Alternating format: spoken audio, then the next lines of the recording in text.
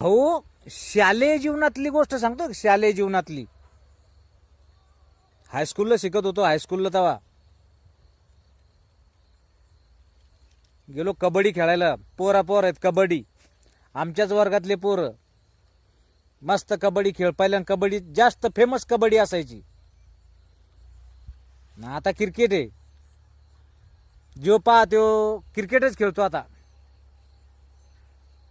त्या काळामध्ये कबड्डी फेमस होती.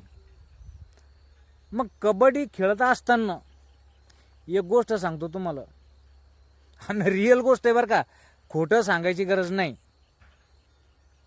कारण तुम्ही सगळे समजदार मंडळी आहे म्हणून तुम्हाला समजून सांगायची जास्त गरज नाही, पण खरी गोष्ट आहे. काय झालं, क्रॉसपाटी असते, क्रॉसपाटी, आणि एक मधात एक वडेल असते रे, एक आऊट डायरेक्ट. त्याच्या पलीकडे जर हात पडो पाय पडो काही जरी पडला आपला तर इकडे बंदेच आऊट होऊन जाते आपल्याला धरेल जर असेल तर. असा खेळ असतो कबड्डीचा. मग काय झालं, कबड्डी खेळू लागलो. तोंडानं कबड्डी कबड्डी कबड्डी कबड्डी सुरू ठेवून लागतंय. कबड्डी र दम गेला की आटपला, बाद माणूस आऊट. गेलो खेळायला. मला पाठवलं पोरांनी, जा म्हणे. लगे दण ठोकून, लगे मांड्या ठोकून कबट कबट कबट कबट कबट कबट निघलो ना. गेलो ना तिथं. जेव्हा तिथं गेलो माणसां, मी 2-4 पोर तर हाणले भाऊ, टिपलं त्यायला आणि सटकून निघलो. जसा सटकून निघलो माणसां, एकान धरला मा पाय.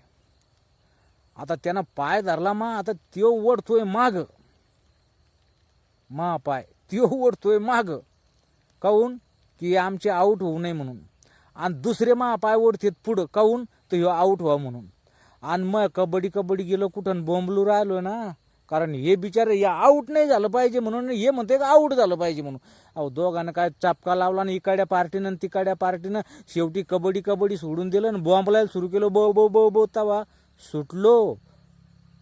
नाही तर आतापर्यंत राम नाम सत हे फाटाळूनच काढलं असतं मला पोरायनं.